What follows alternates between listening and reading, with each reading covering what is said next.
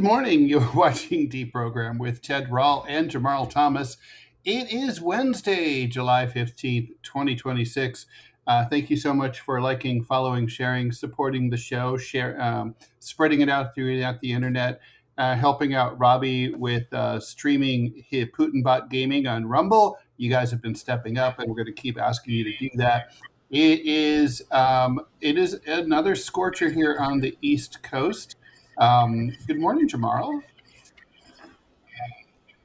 Good morning. How you doing, Ted? I'm good. You're a little fuzzy, but I think that'll probably straighten itself out. So I gotta say, before we get into Iran, Iran not once but twice, the war in this New York Times story about Mahmoud Ahmadinejad, Yeah. I used to roll off right off the tongue when he used to be president, and then you sort of get out of practice. Anyway, that was a crazy, crazy story.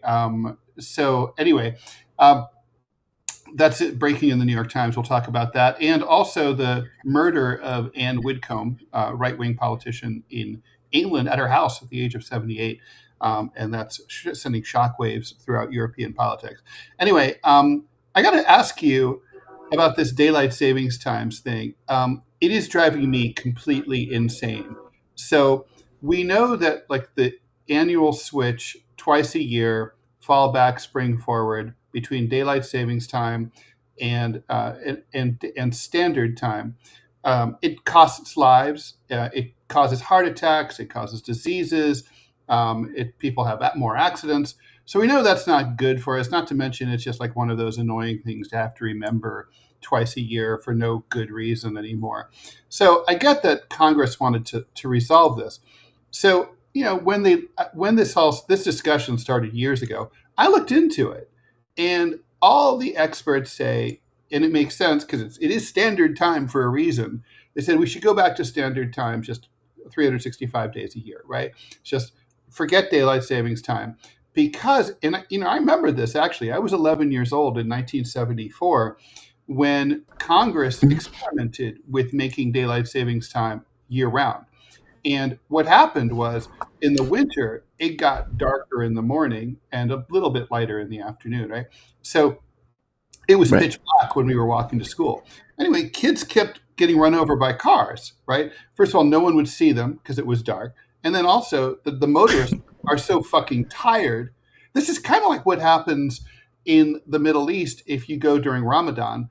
Ramadan costs the Muslim world billions of dollars in accidents, premature death, loss of productivity, because people are fucking hungry. They have car accidents. Just all sorts of mayhem, industrial accidents ensue. People are just not at their best when they haven't slept, when they haven't eaten and hydrated properly. And in the same way, Americans are not at their best when they don't, people are just not at their best when they haven't slept right. All the experts say, you got to hit that. It's all about sunrise is what sets your circadian rhythms going. Sunset's not important. It's about, and even though like as kids, we all wanted to stay up late and play ball as late as possible in the afternoon. This is all about fucking shopping. Basically, it's industry and it's consumerism that run Congress, right? And basically, they think that if there's another hour of daylight, 6 months out of the year or 4 months out of the year or whatever, people will shop more after work. That's literally all it is, even though it will literally kill thousands of Americans a year. And so people are like, Ted, why the big deal? It's only an hour. And like, haven't you ever traveled? Jet lag. That's like, yeah, I've traveled, and jet lag actually hits me pretty hard. But to me, what I don't get is like, what kind of society has a problem that they completely ignore their scientists about? Like literally, there's a clear, correct answer, and Democrats and Republicans alike who just voted in the House, and this will likely become law, to just ignore everything that science has to say. You could say it's a trivial issue, but like, what's wrong with us? I don't have the feeling. Okay, I feel your You don't have to agree with me at eagerness. all. It's totally okay. Yeah, but I don't have that feeling of eagerness with this. From my point of view, it's an hour, and people always find reasons to not do something or to do something. And yeah, you can make the argument that scientists are saying so and so, but when have we ever paid attention to scientists on pretty much anything? I mean, Well, that's my point. you were just talking the other day about the sperm count being low, and that these are environmental factors that are causing the sperm count to be low. Look at the food that we're eating. When RFK came in and was like, "Look, we need to do something with the food," he was He's right. right. Well, like when you're talking about like childhood illness and all of that stuff, those things have spiked, and you have to. And the country doesn't really accommodate that, because to accommodate that, you may come up with an answer that says what you're eating, what you're drinking, what you're pumping into your air, the very metrics by which you live, is killing you sooner and killing your capacity to have kids later. Okay, what if that's the answer? Because I suspect that's the answer. In which case, you're never going to get that answer to be uttered aloud, or even if it was uttered aloud, nobody will pay attention to it. If you had heart issues and your doctor says, "Look, I can cure your heart disease. I just need you to be a vegetarian, and I need you to do X amount of exercise and everything else," most people won't do it. And so I guess I'm saying this is on my scale of things that I really want to deal with, like from the standpoint of having a country that's caring more about it than everything else.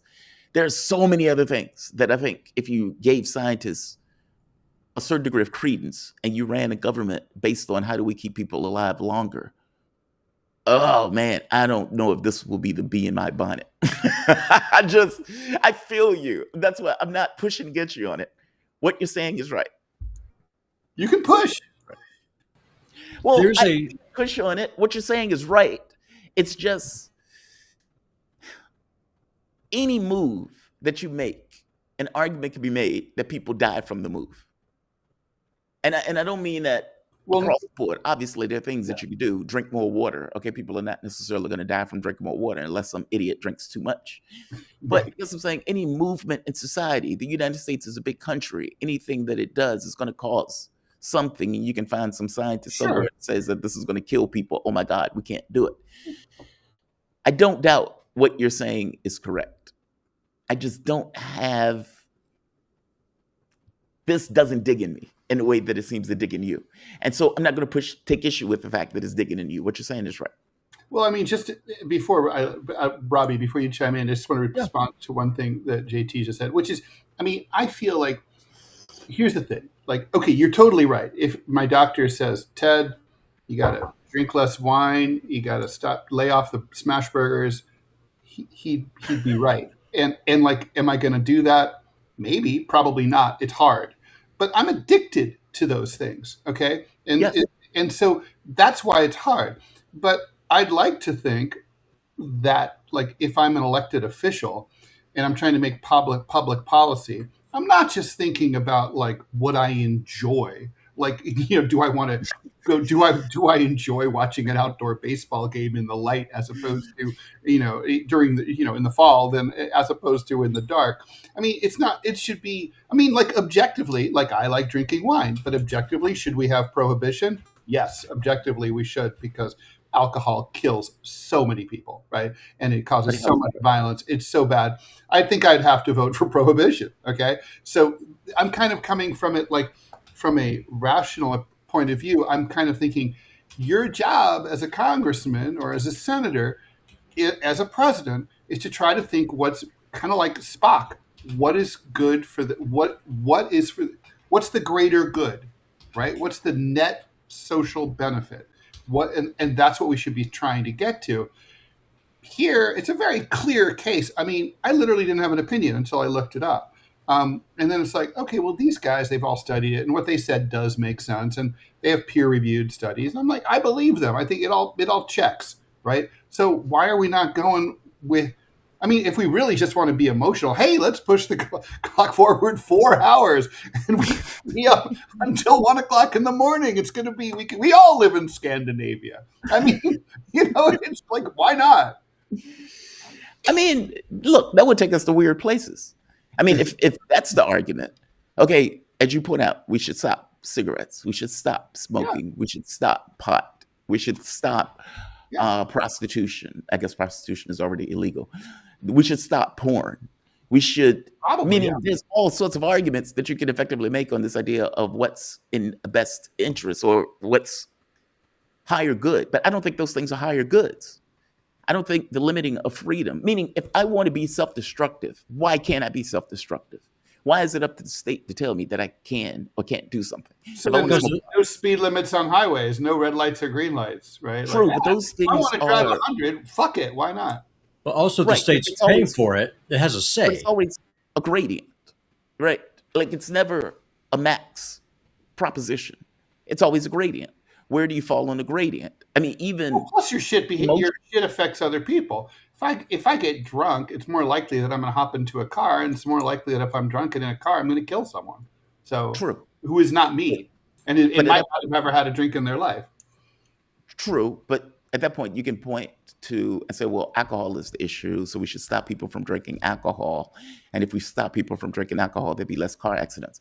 I mean, hell, you can go with the idea of we want to stop pedophilia, and so we need to monitor all of the messages that are on Twitter and your messenger service, Signal, and everything else, because we need to ensure that kids are safe. How far do you want to go with it? I mean, that's effectively what they're doing. It's a valid point of view. Is it a valid point of view? But I think that's politics is arguing about these trade-offs, right? That's what it is. And I think in this case, the thing that drives me crazy is it's really clear there's really kind of no general social benefit to having, to daylight savings time being in the winter too. There's a net negative. By the way, I'm not fighting you on this. I agree with you. It's like smoking. Okay, so people enjoy smoking. I mean, aside from weight loss, is there any benefit? I mean, weight loss is a benefit, but it's not I don't think it's a substantial enough benefit. Well, it's not a benefit in the context that the cigarette will kill you.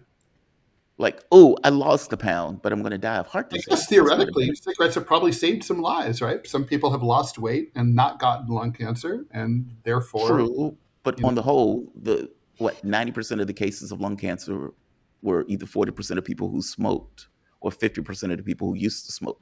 Meaning 90% of the people who are dropping dead from a particular brand of cancer is coming from people who are smoking. Mm-hmm. And honestly, the conversation is rigged, right? Like, it's kind of like when I'm talking to somebody about religion, and I don't mean to bring up a religious argument, but as I tell them, you were programmed for that. That's not you making a choice. That's you being programmed. The same thing with somebody eating at McDonald's. If you get a kid to eat at McDonald's between 2 to 6, you have them for basically the rest of their life. Now, they can say, I am making a conscious choice, but they're not really making a conscious choice. They're doing what they're programmed to do. It takes a hell of a lot to try to overcome the programming and saying, okay, I was programmed. This isn't necessarily me making a choice. This is a forced choice, a choice that models an actual choice, when in reality, I, as a child, was programmed to take on a particular behavior. Smoking is that way. Hot dogs or McDonald's is that way. All sorts of things are that way. I guess I'm saying I don't like the nanny state telling me what I should and shouldn't do. By the same token, I do have to acknowledge that some of these things are rigged. Seriously, how bad would it be if McDonald's were told, you've got to step up your food safety standards. You can sell at McDonald's, but you just can't, you have to have a lower percentage of rat tails or whatever in the burger. Yeah. How do I know that that's not causing cancer in 20, 30 years? And obviously, nobody's going to do that research. Nobody really cares about that answer.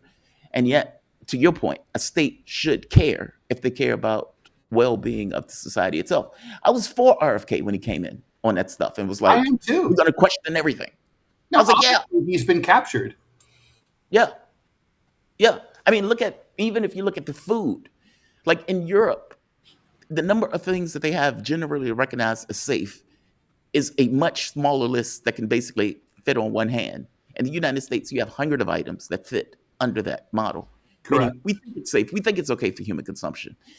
I don't believe it is, nor do I believe that they care. And I also don't see Europe suffering. The food tastes better, a lot better. their economy isn't suffering because nobody's eating. I mean, it's like, the agribusiness is a multi-billion-dollar business in Europe. There's restaurants are all going gangbusters. I mean, there's like literally no major downside to this except, I guess, higher prices maybe, but that's Yeah, about it.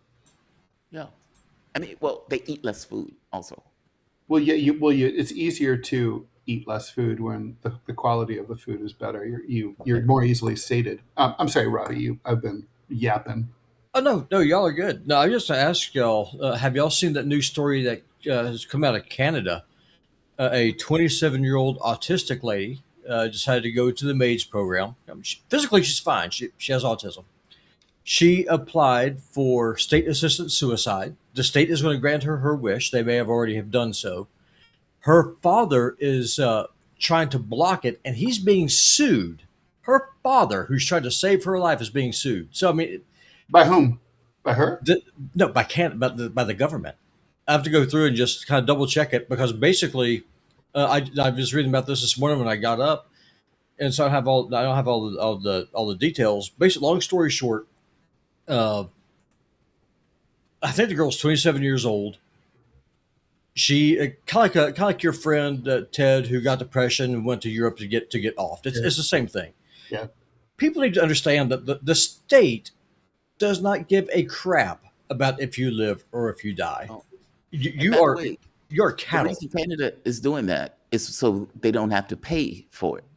It seems that the state has come to the conclusion that it's cheaper if people just die, so they don't have to necessarily do their responsibility of caring for those people. It's outrageous.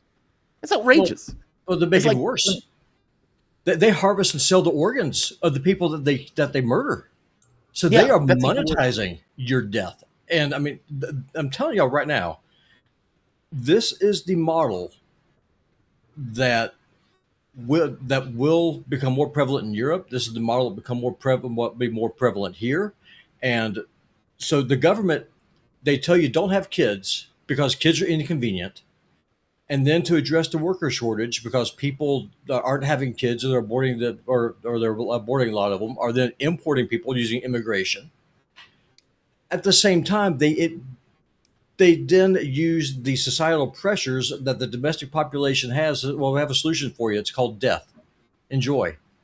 I mean, the thing is, it is self-destructive to the extreme. Now, you can disagree with me on abortion, but I do not understand how someone could possibly disagree with me on the stance that I have that the state should not incentivize you to kill yourself and then monetize your death off of it. That is foolish. It's very. I mean, look, the truth is, we have kind of euthanasia every day in nursing homes and in hospitals. I mean, everybody who's had an elderly relative. I mean, it's like my father-in-law when he was dying of cancer. A package of stuff, including morphine, arrived at his wife's house, and my brother-in-law, who was an RN, he explained like how all this works, and he goes, "Well, so." The way this works is like when you decide that, you've had enough, a little extra, there's the approved dose of morphine and then there's a little extra. And everyone kind of knows and I was like, this happens often? He's like, oh, it's normal. It's all the time. It's every day. It's all the time. And and it looks like that he sued the state, the Canadian government trying to save his daughter. And he ended up losing the suit. So he wasn't. So I got that part wrong. So the Canadian government, they did not sue him. Yeah, his suit. He tried to block because physically she was fine. That's heartbreaking. And we've been here historically before, as you guys know, right? With the T1 extermination program that was the gateway to the Holocaust under Nazi Germany. They called it the euthanasia program, right? And they had this chilling phrase for it. They said it's in order to end life unworthy of life. And by that, they meant people who are physically and mentally disabled or disadvantaged. And they started with them, and they kind of figured, like, no one, let's see if anyone misses these people because they're at the margins of society. And it's a lot of effort to care for them, and maybe people will sort of privately be relieved when their loved one passes, with the benefit of the state, and it did work. And then they were like, oh, well, maybe we can, step this up with Jews and other people. I mean, it's chilling, and we just haven't. That wasn't long ago. I mean, I think there's a place for euthanasia, maybe, but this form, but I don't think this is it. No, I don't. Look, I don't. If I am not me, I have no issue with being. Look, I don't want to die in a hospital bed, or per se. Like, meaning, I don't want to die broken and sick and out of my mind and all of this other stuff. Mm-hmm. I'm fine with being put out of my misery in those terms. So, just to be clear, meaning, if I have cancer and I'm in pain, let me go. I am not me. It is perfectly fine. Life is short. Everybody is going to go at some point. I accept it as a basis of operation. Meaning, there is a freedom to accepting death is inevitable. And I relish in that freedom. I don't like the vagaries of age. Nobody told me getting old sucked. Well, it kind of does. Oh, right? They told me, and they were not wrong. Nobody told me. Right? Nobody told me. I feel like John Mayer stopped this train. It's so funny because it's like, I have friends who are like, I'm 62. I have friends who are 52, and they're like, I wake up and I'm really achy, and I'm like, oh, don't worry, it just gets better. Yeah, it only gets worse. Yeah.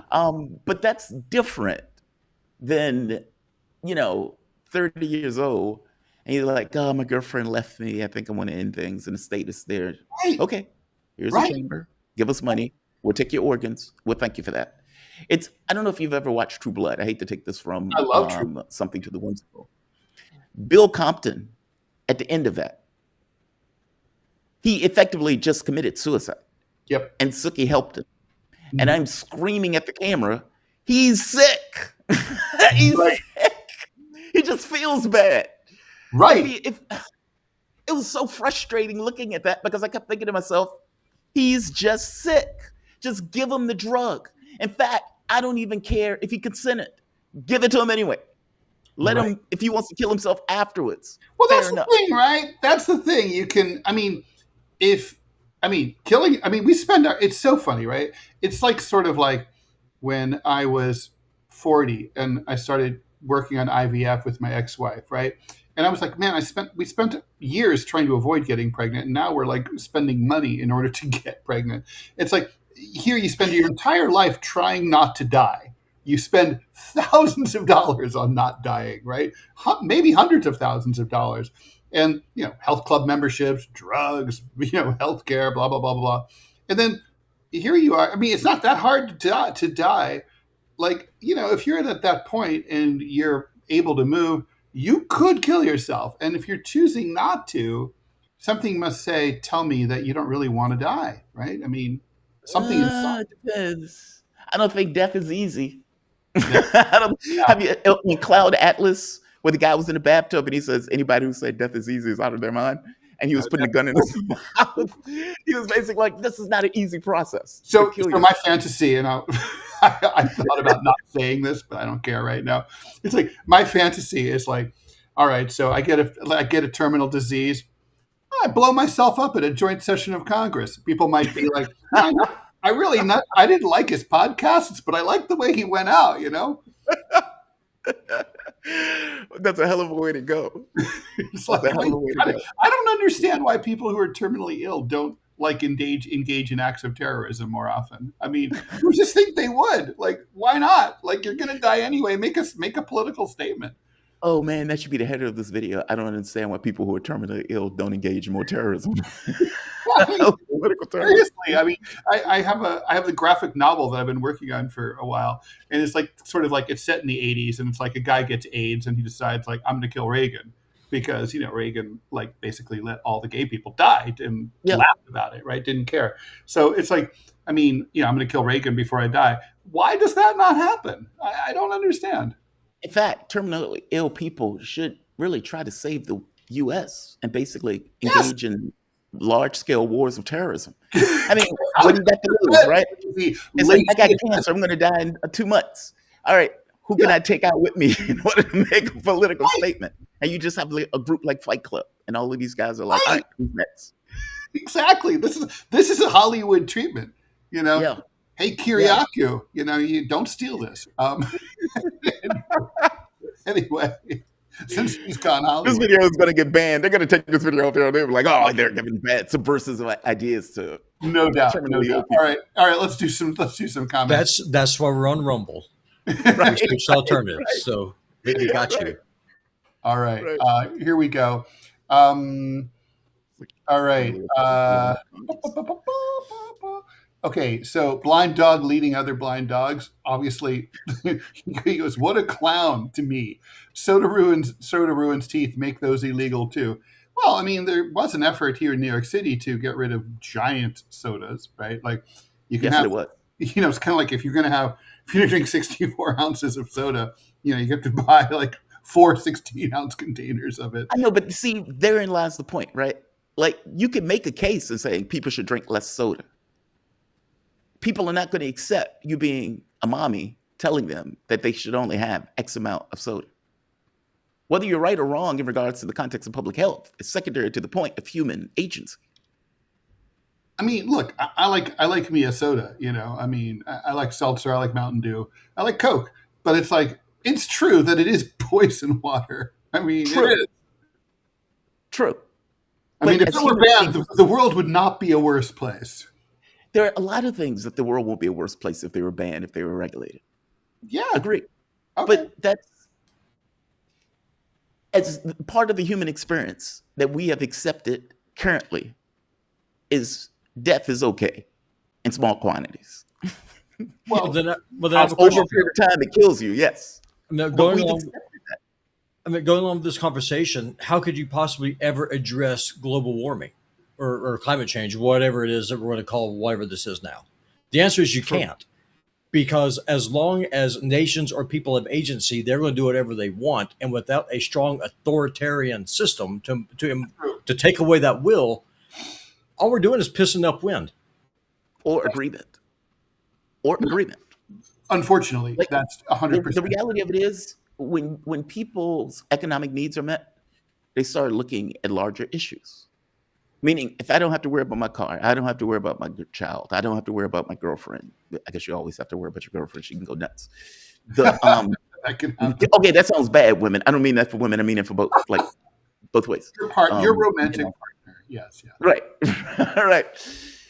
When those things are settled, people start looking at other issues. I mean, there's a reason why celebrities are the ones that are looking at the environment. They're like, holy shit, we're going to be here for a while. We're going to have kids. We're going to be rich for a long time. We need to make sure the world is okay. Right? It's just that. As long as people are living in survival mode, the environment, they're not going to care. Yeah, they can't. I hate to tell environmentalists that, but that's true. Spiffity Keen says, this is a dumb conversation. If someone takes a knife and uses it to harm someone, that doesn't mean we should ban knives. No, but knives also, you know, that's because there's a net benefit to knives. Like, for example, ask a surgeon, right? Ask anyone who's been through surgery. You couldn't do it without knives. That's not the same thing. Whereas, like, the net benefit is clear, okay? Like, I don't know. Sophia loves monkeys. I got food poisoning from eating one chicken McNugget when I was 19 years old and haven't ate at McDonald's since then in 10 years. Oh, I wouldn't either in that situation. You were better off. I won't eat at Chipotle. You're so better off. Than at Chipotle. I'm never eating there. I mean, the issue is agency, and the issue is a rigged choice. It's kind of like if you're playing Fallout and the first thing they tell you to do is, you know, it's like, hey, would you like to pick up the baby? But they don't let you leave the room until you pick up the baby. It's like, okay, so why are you asking me if I want to pick up the baby if you're making it a forced choice? And I guess I feel like that with our society in general. It's like, hey, human monkeys, you have all of this stuff that you can do. You can eat at McDonald's. You can eat at Burger King. You can eat at the pizza place. You can eat at all of these places. However, it is not in your best interest to do so. What are people going to do? They're going to eat at the places, right? It's like, I'm busy during the day. I don't feel like cooking at night. So I'm going to eat at this trashy food place. And it's cheap, relatively so. So I'm going to buy this. Meaning you're expecting me to make a good choice. When you rig. That's my argument about, against Megan's Law, right? Like, if you're going to let like dirty child raping perverts out on the street, the question isn't really why are you putting them in a database. The question is why are you letting them out in the first place, right? Okay. Quinn Parsley, thanks for the $4.99. Been trying to stream those Robbie playlists in the evening. Hope it helps. Always love the show and the great work you all do. I've been doing that too. So just to remind everyone what we, last night. because, I'll be clear, because a certain CIA whistleblower kind of screwed over Robbie, we would greatly appreciate it if you would help put some lucre into Robbie's pockets by going to Rumble, searching up his gaming channel, which is called Putinbot Gaming. Find a long playlist or 2 or 3 or 7 and just run it. And like you can run it in the background or whatever, but just like run it when you're not around, and that'll give him the watch hours. And until Rumble figures out what's going on with just watch hours, that'll help him, and it'll help defray some of the negative effects there. Just filming, really? We abort Down syndrome kids now. Yeah, and we do amniocentesis, right? Like, or at least we did, to see if, we stab a pregnant woman's belly to see if there's a Down syndrome fetus in there, and if there is, we abort it. That's what we do. Anna, so where are the pro-lifers? Are they doing anything about it? Euthanasia? No. Who's that question for? I mean, usually the pro-life stuff is for children. I mean, I don't even know if they organize around euthanasia. No, they That's don't. not a question for me. I don't know. MC Calling, American-made Mountain Dew is banned or restricted in the UK, the EU, Japan, and over 100 other countries. Okay, thank you. I'm never drinking it again. I didn't know that. Why is it banned? Because of the caffeine?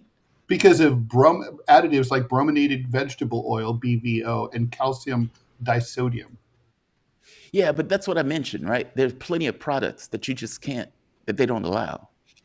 I mean, for example, those fat pigs that, was it Benson? Not Benson, Lutnick was talking about. It was like, they don't take out fat cows because those cows are full of shit and piss that they effectively added to the cow in order to speed the growth of the cow. Same thing with the chickens. Like, they're giving chickens like Benadryl, and then they give them uppers. Sometimes the chickens peck the other chickens to death because they're all hopped up on the stuff that they put into the chickens, and there's not a lot of space in the areas. We torture animals constantly. Yeah, we do. And so when we try to send those tortured animals to other countries, they don't accept them. That's why the EU doesn't accept American products in many respects, and why the Trump administration was complaining about it, because they don't accept our products. Our products are not up to snuff. Yeah, yeah. Americans shouldn't accept American products. No, they shouldn't, but we don't know any better. No, I Which know. goes back to my whole thing about being indoctrinated. But And like also, we're captured. Yeah. yeah, It's I mean, a rape. one of the things that I hear in Montana, the inheritance tax, because after you die, of course, the government has to get that last pound of flesh out of what you worked for your entire life before you go to the great beyond. Well, Robbie, they only taxed it 2 or 3 times before then, so Yeah, of course, only every year leading up to it. And so what they are deliberately targeting the generational family-owned ranches to put them out of business, so that way you can't get free-range beef. That's what it is. It is designed to kill the independent rancher and farmer. That's what this is, and it sucks.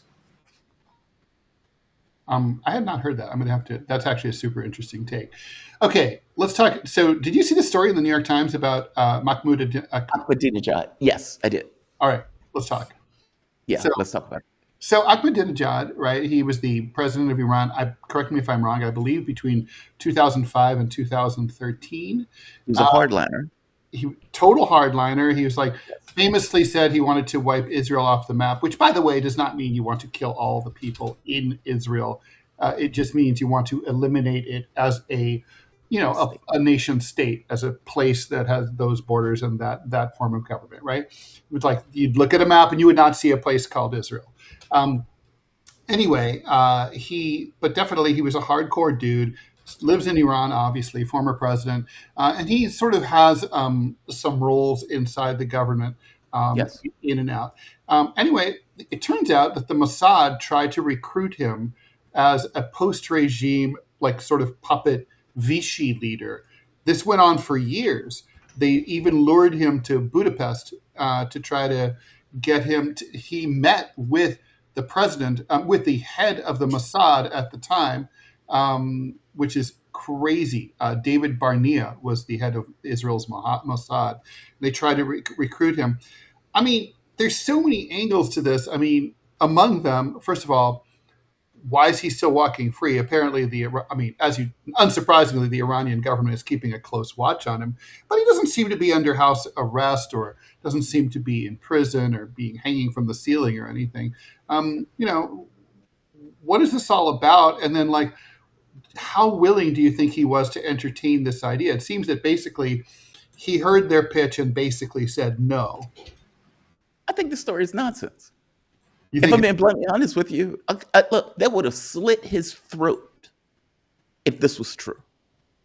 Ahmadinejad is holding meetings, if I'm not mistaken, either today or yesterday, like in his role as a government capacity.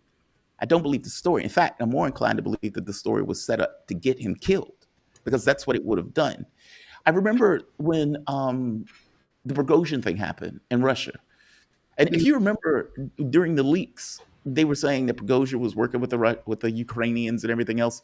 And this was leaked by, Jack Teixeira, which, again, I have no idea why in his capacity as a National Guard that was in those files. But it was in those files, and you have to wonder why were those things leaked. Okay, but I don't think that's this. Prigozhin was a paramilitary organization. Prigozhin was working with the Ukrainians, and Prigozhin did try his hand at taking down the Russian government. But what happened to Prigozhin? He is dead right now in an airplane accident, quote unquote. Yes, his plane had engine trouble. Very sad. Yes, his plane apparently had engine trouble, supposedly. He would be dead right now. Like, think of all of the terrorist activities that were taking place during the first 12-day war, where Israel shot its load in a real sense of effectively activating terrorists to fly drones internally in Iran itself to take down the air defense and to take down some of the defenses that Iran would have had to push back the Israeli attack. What happened after that? Those people were executed. Ahmadinejad would have been executed. And I suspect this entire story is based in trying to get him killed. I could be wrong. Maybe they did contact him. I don't know. I'm just saying. Or maybe they contacted him. He notified the authorities. The appropriate authorities. That sounds right. And then they said, okay, go along with it, and then tell us what they said. But see, I don't even believe what this story, if I'm not mistaken, the sources from this story are not from Iran. They're from Israel. Right. Just like the Axios guy, what is it? Ravid or whatever his name is. He's effectively a mouthpiece for the Israeli state, or for that matter, for the Israeli firsters to just dump chum into Axios. Right. I don't know. I'm very dodgy about information that are coming out of Israel. According to Israel, Iran has the bomb in a couple of days. Going back years ago, they've been saying the same claim. According to Israel, Trump could just knock over the Iranian government, and all of a sudden, people will be, worshiping Jesus or something. Yeah. By the way, this is all tied into their supposed Kurdish thing somehow. That the Kurds were going to simultaneously rise up and join Ahmadinejad as like the Marshal Pétain of Iran. Yeah, I don't buy this story. I mean, I would need a source separate from Israel. Right? I mean, Ahmadinejad is not pro-Israel. I mean, he's a hardliner. He was a hard ass during his entire time in office. Consistently. Yeah. So I am very dodgy about this story. I'm just telling you right off. Yeah, no. I just thought it was but I think it's definitely interesting. All right, let's do a few more. Super interesting. It's super interesting. I'm going to ask, when Laith come on, I'm going to ask him about it. It's super interesting. I didn't get the chance to ask Professor Morandi about it. But no, I agree with you. It's a super interesting story. Well worth reading if you have the times. Dark Works 88. Watch hours update, Robbie. What's the watch hour situation over on Food? Very good. So on Rumble, we broke 1,000 watch hours early this morning, late last night. Nice. So that's a huge help. Numbers are also up over on YouTube, and I've got a bunch of emails from people just saying, Robbie, we're here for you. I don't agree with your politics, but we support you. We need to have a different take on issues, and those emails matter more to me really than the watch hours do. Now, don't get me wrong, the watch hours will help me pay my bills. You need those watch hours, but the emails, I mean, truly. And I replied to this one person is like, well, I'm glad that you don't agree with everything that I say, because I don't agree with everything that I said from a year ago or from 6 months ago. If you don't change your mind, you never learn. At that point, you're just the only thing I never changed my opinion on is scripture. Everything else is wide open, and that's how it should be. Ted, you changed my mind a lot. I've changed my mind. Yeah, for sure. It's a good thing. All right. Let's see. Fua de Zorak 808. Thanks for the $4.99. I wasn't going to watch DeProgram, but when JT explained why Imran Khan is in jail, I never stopped watching. JT knows stuff. JT is perfect for DeProgram. Well, where does that lead? I don't know stuff. But thank you. Yeah, the Imran Khan thing is fascinating. I love him, it's more so because he's cool as hell. He's like, the day that they came and get him to put him in a cage, he was sitting there like the board of health as the guards were outside begging on the doors. And he was looking like, oh, I need a smoke, a glass of liquor. Like he's a soccer star, what right? do you want? It's that 70s Clint Eastwood disgusted sneer. Yeah. It works as a human being, right? For what is taking place. It's a power issue. For one, well, okay, that's a whole separate story. I'm sorry. The Pakistan stuff is fascinating to me, though. Like the politics is just amazing. Yeah, it never gets boring. EJ Tierney, good news. Lindsey Graham is still dead. Yay!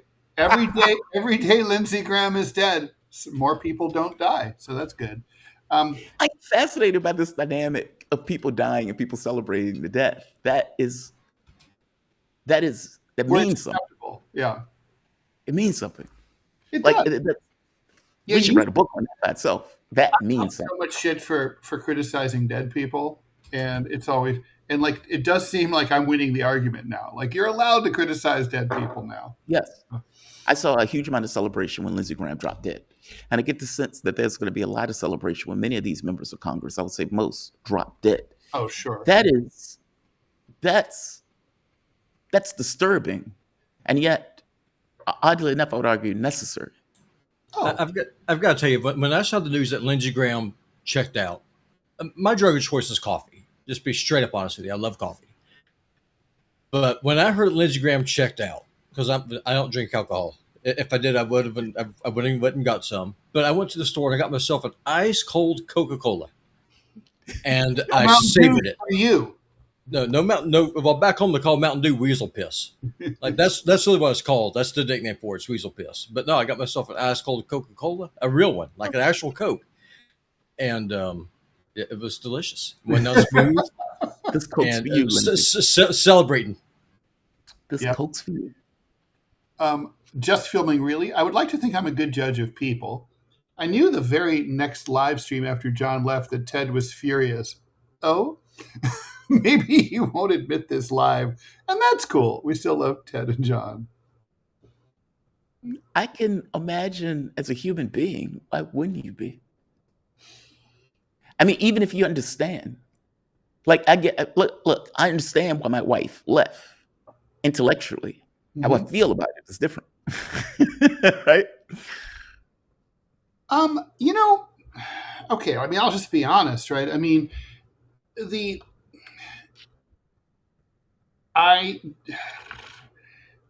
for his own good, for reasons that we're not going to go into here, I think that he made a poor decision. So when this is kind of like going back to our daylight savings time article. Yeah. So when I see people behaving irrationally, it really, it bugs me out. So that was part of it. But for me, there's a way to do things, and there's a right way and there's a wrong way. And once you've decided you're going to undertake a hard course of action, like, for example, I'm going to quit this show, that I worked on for a year with this other guy, and we built it up, and it's just starting to take off, and now I've got to dip.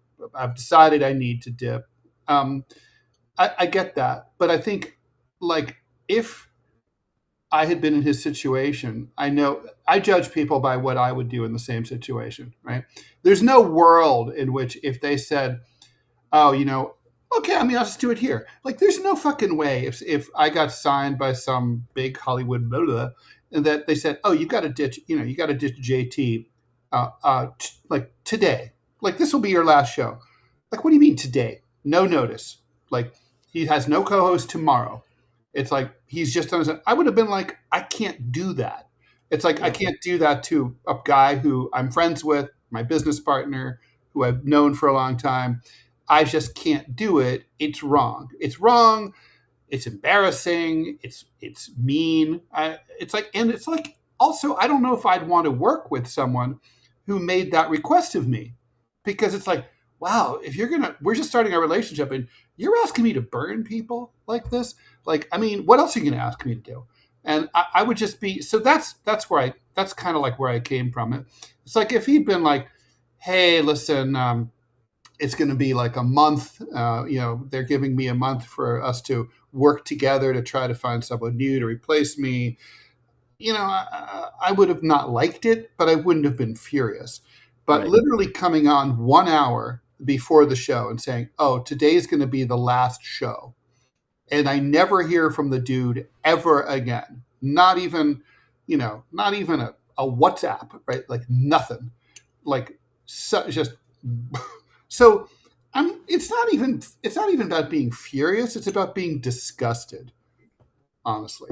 I mean, it's just poor behavior. I mean, it was like, I told him when I talked to him over the weekends, like, I mean, you knew this was coming. I would have appreciated like a 2 weeks notice, so I could have let people know earlier about what was going to be happening, instead of just getting this bomb dropped. I mean, notice is nice.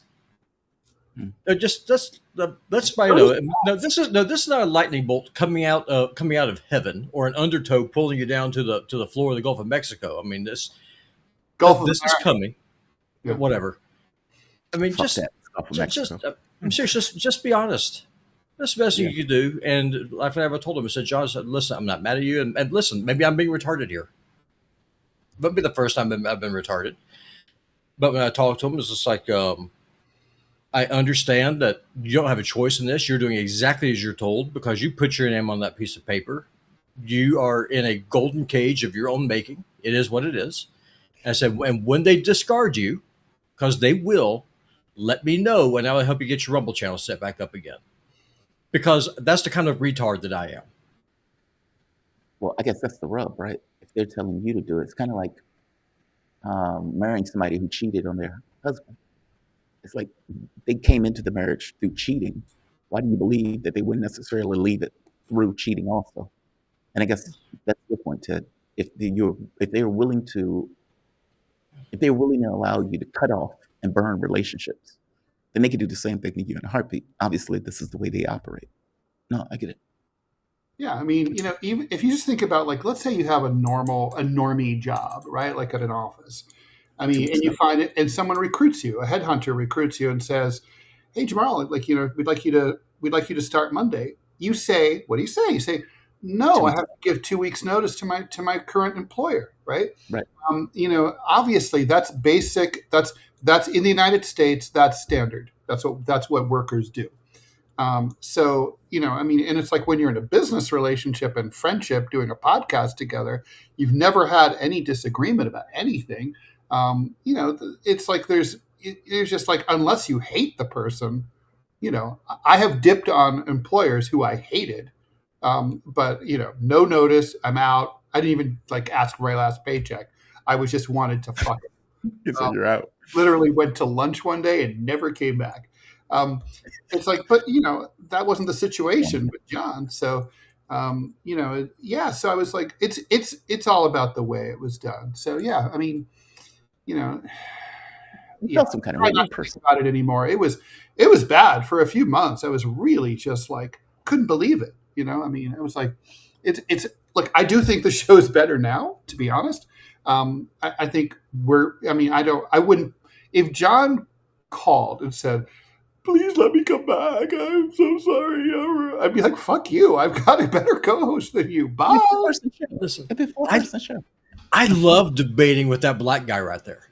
Straight up. Man, I love debating with you because no, with John, the only time I could really get a rise out of him would be if we start talking about the war, northern aggression, and they go straight into the U.S. mythology. The North is right, the South is wrong. It's all about saying, okay, fine, whatever. That's the default position, but that's not the conversation I'm trying to have with you. With you though, I can talk to you about anything. And I freaking love it. I can talk to you about religion, talk to you about science, about how going to the moon is gay and a waste of money and resources. And we just had this back and forth, and we got to do our Civilization 6 stream again. When do you want to do that? Yeah, it's still safe. It's still safe. Yeah, but when do you want to? Yeah, but when do you want to do it? You want to do it today or tomorrow? It can't be today because I have interviews all day up until like 2 o'clock. We have a show today at 12 noon too. Yeah. Civ is more important than that. You know, Ted, if you start playing Civ with us, we don't have to do the Q&A. People just watch you play Civilization. Actually, we can do the Q&A while playing Civ. I'd have to look up and see what it is. We have more comments. We have to deal with Iran. We have to deal with this dead British politician. Also, Just Filming really said, although John hasn't called Ted, I think Ted should call John. If we believe John is on a leash, this is the time he needs his friends. Yeah, I'm just not going to do that. I'm not going to do that. It's like that ball is absolute. I could well be wrong, but I feel like that ball is in his court. And also, at this point, I'm not sure I want to hear from him, to tell you the truth. So let's see. Kevin James, hiya Jamarl, Ted and Robbie, listening from New Zealand. Thank you. John D. Rockefeller, I understand that John needed to secure a financial stream for himself after everything he went through. I still think he's a dickhead for doing it, and I think in the long run it will be net negative. To be honest, I'm not going to get into the specifics. I think this is a poor financial decision for him. I think financially he would have been better off not doing it. But I suspect right now if he were watching, he would agree with me, even though he might not want to admit it. Okay, so Iran. Okay, so Iran is basically the war continues as you predicted and as I against my prediction. So this is definitely Jamarl 1, Ted 0. So now the latest is that the fight over the Gulf of the Strait of Hormuz is now spreading into the entrance to basically the Gulf of Aden, which is basically the entrance to the Red Sea that ultimately then goes up to the Suez Canal, famous as the spot where Somali pirates predate sometimes. So the Captain Phillips kind of area. So now Iran is saying, well, they're implying directly, hey, there's not going to be any Middle Eastern oil. It's not just the 20% of global supply that comes through Hormuz. It's the whole 9 yards. And the Americans have to decide what they want. I was going to say what they want to do about it. There's nothing they can do about it. Whether they just want to keep fighting or they want to fucking get real. The IRGC official statement said the region's oil and gas exports will either be available to everyone or to no one. Right. So. Yes. And by the way, the war is spreading. It's not just between the U.S. and Iran. Yeah. You have several pieces that are effectively moving. If you notice, the Iraqi president was sitting in the White House fully cucked by Donald Trump. Basically saying, because whether people realize this or not, the oil money since 2003 that belonged to Iraq goes through the U.S. and goes to the U.S. banks. Same thing with Venezuela at this point. Basically, we have stolen their country, or at the very least, we're occupying their country with a puppet government in office. You have the attacks by Saudi Arabia and Yemen. That is not random. That is also part of it. The belief being that Yemen will get involved if indeed a wider war between the United States and Iran kicks off, which it has, in which case the Yemenis or Ansar Allah may be firing, closing down their own strait themselves, meaning shutting down the Red Sea. You get Saudi Arabia attacking them. They attack Saudi Arabia back, effectively attacking the Saudi Arabia's airport. and have gone so far as to say, heads up, no flights should leave Saudi Arabia because none of these flights are now safe, which is pretty amazing. It's basically an air blockade, not to mention a sea blockade. Meaning there's multiple forces that are being activated all at once as this war effectively kicks off. I don't know if you saw the videos from yesterday. I did a long video last night when the bombs were hitting, because there were multiple videos out about Iranian strikes hitting U.S. bases, be it in Jordan, be it in Kuwait, be it in Bahrain. The Jordan thing is because the Jordanians they like to sort of feel like they're above all this kind of thing. Whatever. They got hit. And Iran sent out a message saying, hey, this is not about you as a country. This is about the base that is on your soil. Meaning these countries can't cry, oh my God, I can't believe Iran is hitting us, when you have military bases on your soil that is being used to attack Iran. Like, cry more for me. It's amazing that they're putting out statements like, oh my God, I can't believe they're doing this. And just to be very clear, there's a ship sitting at the bottom of the sea right now because that ship tried to transit the strait without getting the permission from Iran. So this fight that was to destroy the state of Iran has now moved into this kind of arm wrestling over the Strait of Hormuz, and for that matter, all of the oil going out through the Middle East, because this is escalating. Donald Trump is effectively saying we're going after infrastructure next. Morandi pointed out, if they go after infrastructure, we will do the same, meaning the Saudi oil fields, the Kuwait oil fields, the Qatari, et cetera, those things will once now become fair game if Donald Trump indeed escalates to going after Iranian infrastructure. Buckle up. By the way, nothing has fundamentally changed. Meaning the reason that Trump signed the MOU, nothing has fundamentally changed from Trump signing the MOU. The only difference is we are far less short of oil than we were prior. And this belief that America is energy independent is nonsense. I heard Gilbert, Dr. Rowe, say that nonsense. The U.S. is energy sufficient. We are not. Energy is global. It may take a while for it to hit us, but it will hit us. True. When we saw $4.50 gas, that is evidence of that it does migrate to the U.S. It's already started to go up again, of course. Yeah. So we should hit upon the assassination of this parliamentarian, this MP, former MP Anne Widdecombe. She was killed in her own home in England. She's 78 years old. Started out, became famous on reality television, of all things. She was a big Brexit Party person. And they have a person who's currently being detained, 28 years old. They said it was a targeted assassination. It's hard to say at this point whether you're talking about left-wing political murder or something personal or who knows what, something else. But it just seems like it's worth taking note. And before you comment, JT, I just want to thank Fuad Zarak for the $2. The show is so much more diversified. Topics with JT. That's true. The topics are definitely more. There's more broad topics. Anyway, what do you think? Is this? I mean, obviously, if politicians aren't safe in their own house, they're going to be scared. I guess the question is why he killed her. Yeah, I think it boils down to that. Meaning, because as bad as what I'm about to say sounds, whether he killed her for Brexit, whether he killed her because she was a far-right politician, whether he killed her just because there was some other kind of interest, it matters, I think.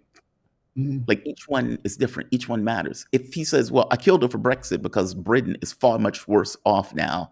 All of their takes were lies. And I'm in a worst case scenario. The public is in a worst case scenario, objectively. So that's why I killed her. Okay, that's one thing. It's another thing if it's just, I killed her for # reasons. I'm curious as to why he killed her. Seriously, it could be romantic. We don't even know, right? I mean, it could be anything. That would be interesting too. That would be interesting too. Yeah. Now we need to know why. The why is the important part. The fact that he killed her is important, but the why is the interesting part. Yeah, that's why I thought it was worth a brief note here at the end. And we can. Yeah. What if it's for Brexit? We'll follow this. Yeah. Who knows? This guy's like, I really wanted to move to Holland, and I just now I can't. Bitch, I can't do it. by the way, Britain is objectively worse off because of Brexit, like severely so. And there's speeches of Boris Johnson effectively saying, yeah, it's going to suck for a while, but we're going to be Fortress Britain. None of those plans came to fruition. Nope. None of them. Totally insane. Thanks, everyone, for joining us. TMI show is coming up right now. Please stay tuned in 2 hours. Tune in here on YouTube and Rumble to the Q&A episode of DeProgram. JT, always a pleasure. See you in 2 hours. Bye. See you at noon. Have a good one, guys.